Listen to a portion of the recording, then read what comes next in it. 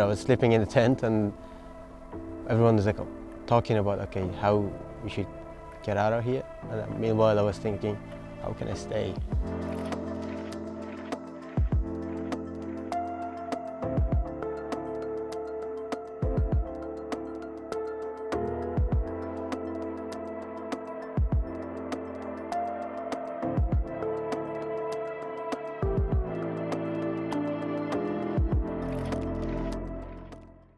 Yeah, when I came here, the first thought I had is like, I want to get out of this camp, and yeah, whatever it takes or however long, the shorter the better. So then, yeah, I started working with movement, and then saw certain things, did something that was quite new to me. I wasn't, I never had the chance to work in this field or something similar to this. Yeah, I find it really satisfying, like working with people, doing things with people. And yeah, so I don't know, it's kind of grew into me, and I was like, I want to stay. Okay, this is an interesting question, because I think we are people, we do things that are good for us in the first place. And yeah, I do this because it helps me out in the first place. It's not I'm doing it for people. Don't take me wrong, it's not like I don't care about anything, but the first thing it does to me is like makes me happy, what I do. And then a happy person can help more people. So yeah, I think it's more of a taking situation. I'm taking more than I give. Absolutely, yeah. It's being with the people that understands you, like in every way. They understand you, and they know why are you here and what brought you here, and it's a community here, just imagine like a bunch of people like a lot of really good friends of you, and then make them times thousands, and then you have them living in the same place. So that's a blessing, like having them and every day seeing them. I think it's the sense of understanding of each other, like what we've been through and what got us here and what's next for us. That's builds a strong connection between us, because we know what's going to happen next and we know what happened. So yeah, we know what kind of people we are. My family was concerned about me, about my decision, but they fully respect what I wanted to do, and they were like, if that's what makes you happy and that's what you think is right to do, we have faith on you and we think you can manage, but at the same time this is going to be difficult for you. So it was like there was no pressure, I guess. This was just like showing their love to me, so in a way.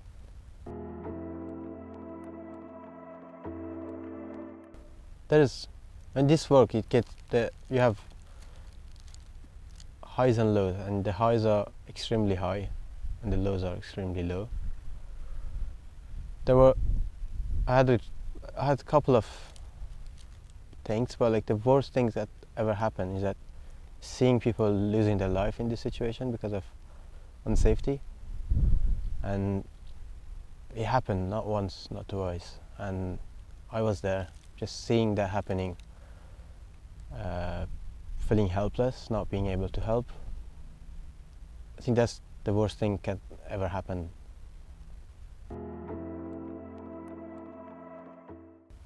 Highs are every day, man. Like you get, yeah. So I think it's the thing is, you see how extreme is the low. So there has to be something really good to keep you going, keep you rolling, because it's not. Once you see that, it's really hard to get out of it. But again, it's this community, it's these people, they're resilient. Just keeps you going, man. It just pumps you up and push you forward, because they show you like there is much more. There's a lot to be done, and there is so much love than hate. So seeing that and day to day just gets you pumped up. It just push you forward, and it happens every day, like every single day, and that's good enough to keep you going for years.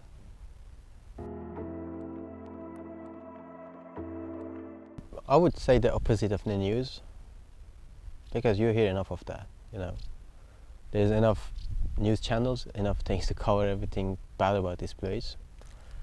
What I would wanted to tell people is that it's about the people live here, because as I said, you hear enough about like what is going on around the place, and with all the bad situation that going on. But what is not being covered is like how it looks like to live in the camp, how it looks like to work in the camp, to I don't know, to make friends, or like, you know, to just the way people live and how close the communities are together, and see that connection. I haven't seen anyone doing that in a right way. I mean, there is a lot of people trying to do that, and it's quite a hard thing to do because it's not as interesting sometimes, you know. But that's, I think, what people miss from people outside. What they miss is the people living in the camp sometimes, like how they live, how they get along day to day. Well, I think it was a life changer for me in every possible way, I guess. It opened up my eyes to the world I wouldn't know about it. And yeah, I started working with movement in really early days, just a month after I arrived to Ireland. I was always an active guy, you know. I always wanted to do something back home, and I was bored, simply bored after a month. I just didn't know what to do, and tried to do bits here and there, different places, but I felt like I needed something real, you know, something that keeps me busy, because it can be too much just being in this situation all alone, and yeah, it gets you to dark places sometimes. So it's good to keep yourself busy. And my experience was seeing people working with movement, seeing them happy, just laughing around, just doing things, working really hard, actually really hard. In like, when was it, like July, it was really hot, so like now, seeing them building things, but like a smiley, they look tired all the time, but they were really happy. And I was like, you know what, I want to work with them. So I went to talk to them, and they were like, yeah, sure, you can join us. You just grab that pickaxe and start digging. I was like, okay, I can do that.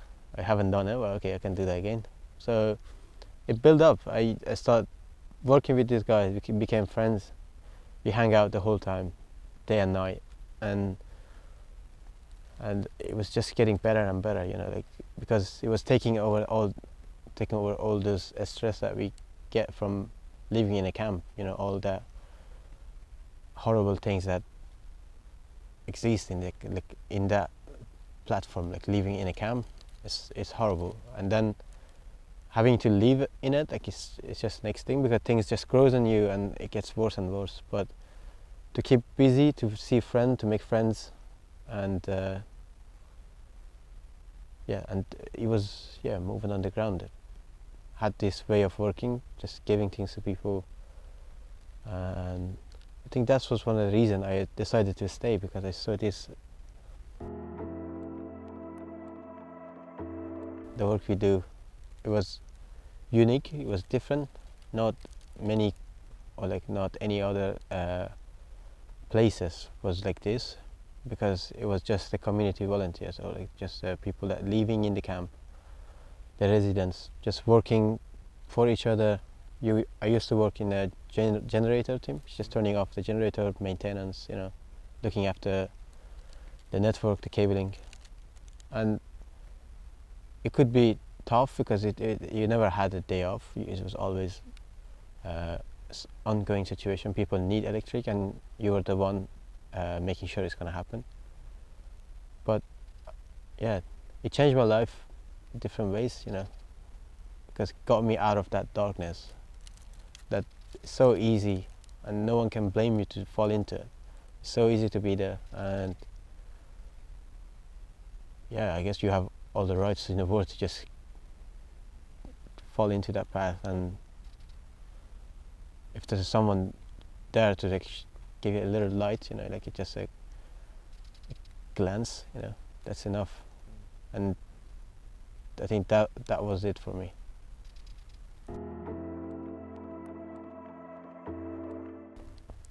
I think the resilience, you know, how much a person can go through and just wake up the day after and be okay with it, because it's needed for myself, for the people that I work with, and I think that's one point.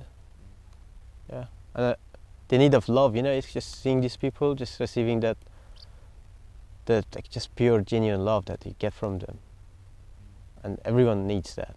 And I find it here for the last 2 years, and I'm gonna miss it a lot. Yeah.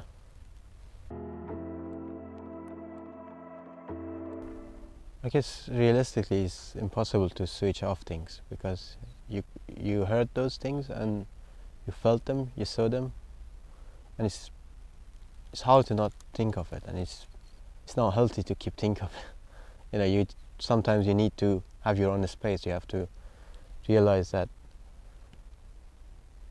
you won't manage just by listening to people, listening to the low points, and be able to continue this job. No. I think the way I cope with it, it was, okay, I heard a low point from you, now it's time to give me a high. You know, let's have a laugher, let's have fun, let's do something together, let's work, let's tear some, you know, let's shed some tears or like some sweat. Then that washes off, because at the end of the day we are humans, you know, we are the same, we are people.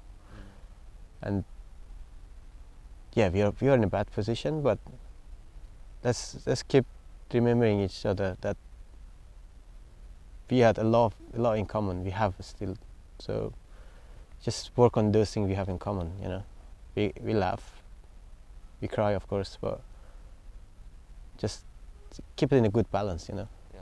if you're low, okay, I'll be low with you today. I'll listen to you, but tomorrow is going to be my day, or you have to make me laugh. This is how it works, you know. Just same person has to do that for you, or like you for them, in a way, you know. Because we're gonna see each other every day, and like being low and sad is not the reality of life. No, like you are because of some reason, and you can be low forever, but this is not how things work here. You get on with life, you know. You always have that issue, but you get on with life. You start living.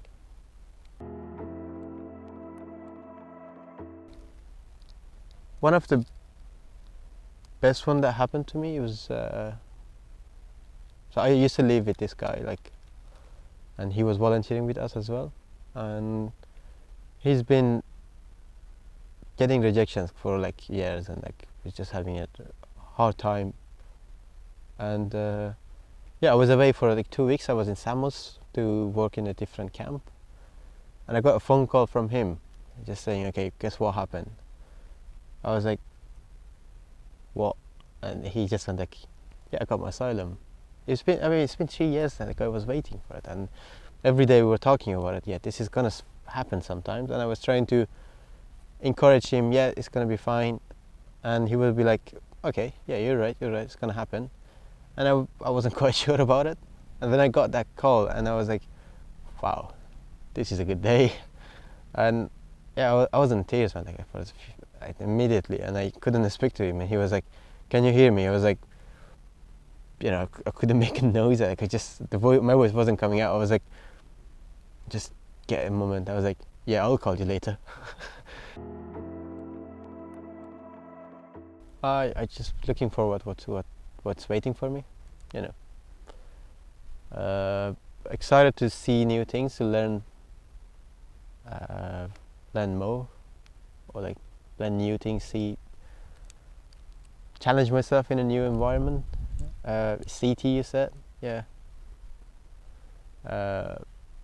Yeah, so I think it's a lot of challenging challenging things going on, you know, like a lot of things that I'm not fully comfortable with doing it right now, and it's out of my comfort zone, and that kind of gets me excited, you know, just being like, okay, how I'm gonna do that.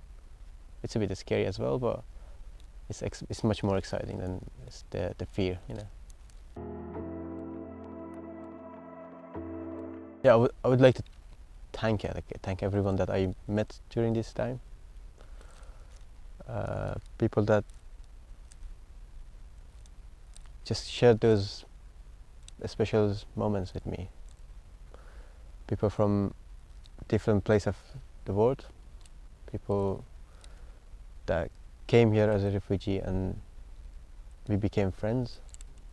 There's a lot of them, and I think a big thank for them. I owe all of this, who I became, to all of you guys, and cheers for everything.